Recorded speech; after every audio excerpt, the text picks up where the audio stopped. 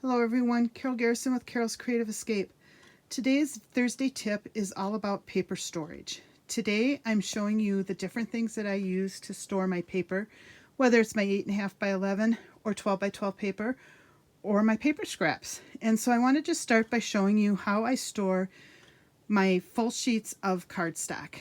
These are all 8.5 by 11. There's a few colors I might have some 12 by 12 of, but for the most part it's 8.5 by 11 inch cardstock.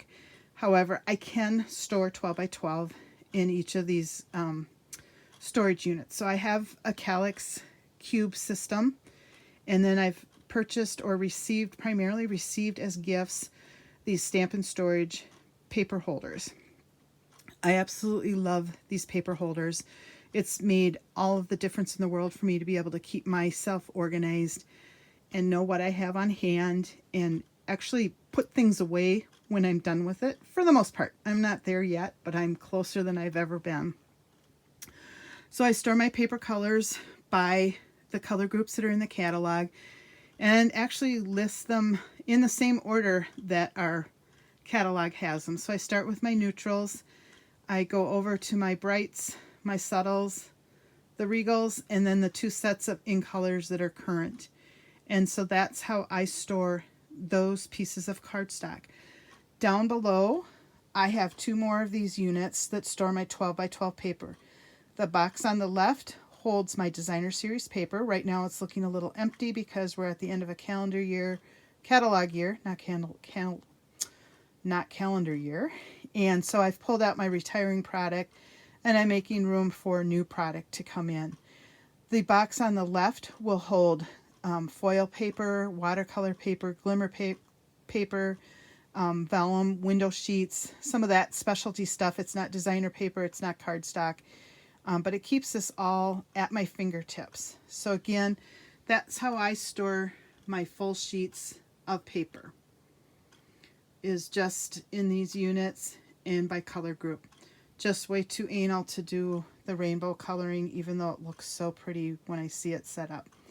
All right, I'm going to spin around here real quick, and I want to get down on the floor because that's where I have my other storage things to share with you. What you're seeing here, I apologize for any of the shaking that just occurred, is my paper scrap storage. This is an idea I got from my girlfriend Kelly in Colorado, so shout out to Kelly. Not even sure if she still stores hers this way, but she showed me this trick and it has worked wonderfully for me. So I've got hanging files in just a plastic milk crate that I picked up at Target.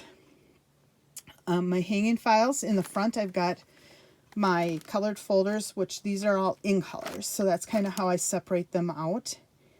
And then behind that, I've got my different color groups. So I have my brights, my regals, neutrals, and my subtles. And they go all the way back. When I set this up, we had this circle tab punch. That has since retired. So what I did for the newest colors is I took that postage stamp punch that we have and I folded it in half. And I've just attached it to the folder with glue dots. I'm actually going to be converting all of these to this type of a tab system. They're just a lot thicker. And I think as I'm thumbing through, I'm not as apt to knock these off, which I was running into with some of these, especially colors that I went to more often. So that's one of the quick updates that I'm going to be making to this file. I don't keep anything smaller than 1 inch in height or width. I find that I don't use those scraps if it's smaller than that. So those I just put right into my recycle bin, or I will save them, and my sister uses them in her early childhood program. The kids love to make pretties with some of those bits and pieces of paper.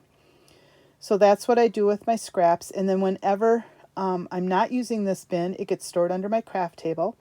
When I am getting ready for a class or something like that where I know I need to punch out or die cut a lot of a certain shape in a certain color, I grab this folder out and take it right to my workstation or my die cutting machine, and I will use every scrap that I can to die cut those shapes out.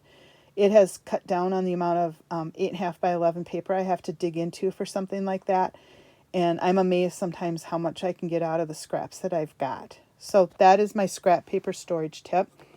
The other thing that I do for my neutral colors, like the very vanilla, basic black, and the basic white cardstock, is I just have 3 of these shoebox type bins that I throw these scraps into. I keep these covered and stacked right by my work desk so I can easily grab them. The only color that I tend to keep every scrap of is my basic white, and that's because I do use it frequently for making stamped images, especially when it's a one-line greeting that I can just cut real quick and have the stamped image on a piece of paper. Otherwise, the other colors, again, I pretty much, if it's smaller than an inch, I don't worry about keeping it. So that is my storage tip for those colors. I do keep these bins covered, and I tend to keep my basic white on top because that seems to be my go-to scrap. And it's just more convenient for me to have it that way. I do keep them covered, however, because I have a dog who does like to eat scrap paper for some reason. And I do try to discourage that as much as I can. Sorry for a little jiggling. I just went to grab something. Oh, that would be Luna, my daughter's cat, who is staying with us for a few weeks, making her appearance in a video.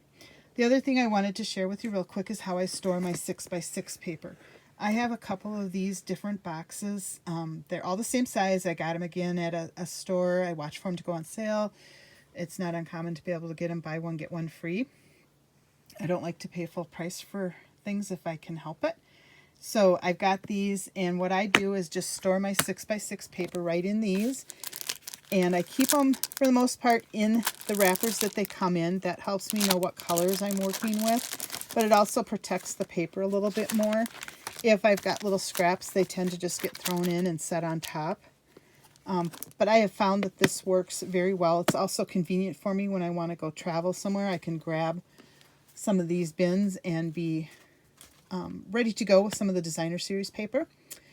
And I keep probably 2 to 3 of these going in any catalog year, depending on how many 6x6 papers we have as compared to our 12x12 papers. So that is a quick tour of my paper storage. I hope that you found a couple answers here on how you can store your paper, or some tips that might help you as you're developing your system. If you have any questions, let me know. Take care, and I'll see you next week. Bye-bye.